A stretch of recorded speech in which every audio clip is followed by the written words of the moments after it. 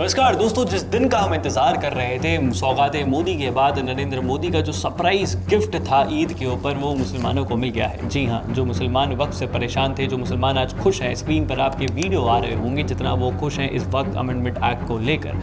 जिस तरीके से सरकार ने इस एक्ट को प्रेजेंट किया है, जिस तरीके से जिन लोगों के प्रॉपर्टीज़ को छीन लिया गया था, ज़बरदस्ती हड़प लिया गया था सिर्फ वक्त के नाम पर, और वो बेचारे कहीं ना कहीं परेशान थे क्योंकि अगर उनको लड़ने भी जाना होता था केस तो वक्त ट्रिब्यूनल में जाना होता था।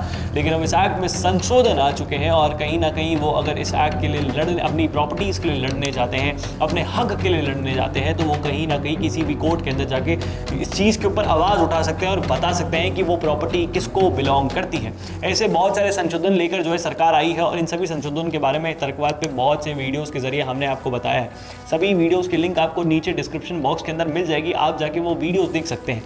लेकिन अब आप देखिए देश के अंदर क्या माहौल चल रहा है। देश के अंदर दो तरीके के माहौल चल रहे हैं। एक तरफ तो मुसलमान बहुत खुश हैं, हमने आपको वीडियो की स्टार्टिंग के ऊपर वो वीडियोस दिखाए, बैकग्राउंड के अंदर मेरे वो वीडियोस चल रहे होंगे जहाँ पे वो सेलिब्रेट कर रहे हैं, खुश हैं, मोदी के पोस्टर हाथ में लेके खड़े हुए हैं। लेकिन एक तरफ आपके पास वो दृश्य भी सामने आएंगे जहाँ पे जंतर मंतर पे प्रोटेस्ट चलते रहेंगे, जहाँ पे शाहीन बाग जैसे प्रोटेस्ट ऑर्गेनाइज करने की कोशिश करी जाएगी, जहाँ पे देश का विपक्ष अब देश के मुसलमानों को गुमराह करने की कोशिश करेगा, न जाने कौन कौन सी बातें बोलेगा, भड़काने की कोशिश करेगा कि दूसरे समुदाय के लोग आके उस ट्रिब्यूनल में बैठ सकते हैं, उस पूरे बोर्ड के अंदर बैठ सकते हैं, वक्त बोर्ड के अंदर। लेकिन ऐसा कुछ संशोधन है ही नहीं। मेजॉरिटी ऑफ द पीपल जो उस बोर्ड के अंदर बैठेंगे वो मुसलमान ही होंगे, इस्लाम फेथ से ही आ रहे होंगे।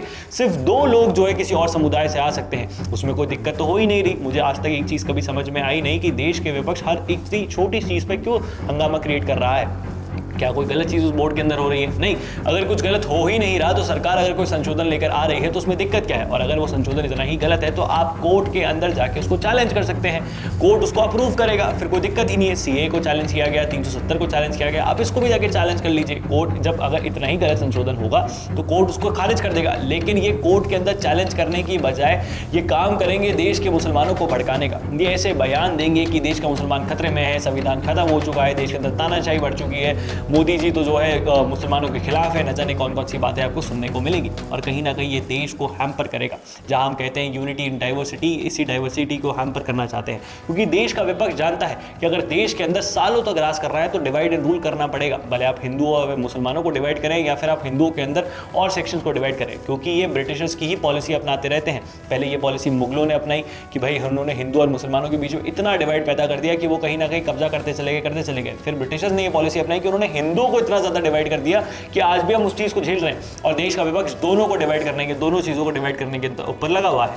आप देख सकते हैं। और जो चीज़ें मैं इस वीडियो के अंदर कह रहा हूँ, कहीं ना कहीं वो आपको सच होते हुए चरितार्थ होते हुए दिखेंगे भी कि किस तरीके से ये जो विपक्ष है ये इसको ढंग से कंस्ट्रक्टिवली क्रिटिसाइज करने की बजाय इसके ऊपर हंगामे करेगा। और मेरे को अब तक समझ नहीं आ रहा कि आप हंगामा कर क्यों रहे हैं, क्योंकि जब बिल पेश हुआ तब 2024 थी, उसका JPC joint parliamentary committee form करी गई, जहाँ पे विपक्ष के लोग भी मौजूद थे उस कमेटी के अंदर। उन्होंने भी अपने सजेशंस दिए, सब चीज़ें दी, लेकिन अब भी वो जाके विरोध कर रहे हैं। किस चीज़ का विरोध कर रहे हैं? पहले कमेटी में बैठ के तो उन्होंने अपने सजेशन दिए नहीं, सजेशन दिया तो वो बोलते हैं कि भाई हमारे सजेशंस लिए नहीं गए। ऐसा हो ही नहीं सकता। इतनी बेवकूफ़, मुझे देखिए बहुत ही कॉमन सेंस अगर हम चले कि अगर कोई पार्टी सत्ता के अंदर है, वो कोई कमेटी को फॉर्म करती है, वहाँ पर विपक्ष के लोगों को लगती है, तो ऐसा कैसे हो सकता है कि विपक्ष के लोगों के द्वारा कोई बोली गई चीज़ और उसको सुना ही ना गया हो, सजेशंस लिए ही ना गया हो। अगर आप ये सजेशन देंगे कि लाओ मत, तो that is not a suggestion. ये तो आपकी एक थोपने वाली बात हो गई। आप तो इसको इस तरीके से पोर्ट्रे कर रहे हैं कि आप ही सब कुछ हैं। और आप देखिएगा किस तरीके से ये अपनी नौटंकी शुरू कर देंगे और कहीं ना कहीं इस देश को बर्बाद करने की, इस देश को डिस्टेबलाइज करने की, जेली स्टेट बनाने की कोशिश करेंगे। खैर, हम इन सभी चीज़ों के ऊपर तमाम अपडेट्स लेकर आते रहेंगे। आपकी क्या राय है नीचे कॉमेंट बॉक्स में लिख के बताइएगा। इस वीडियो को शेयर करें, ज़्यादा लोगों तक पहुँचाएं। जय हिंद, जय भारत, भारत माता की जय। और हाँ, पानी बचाएं।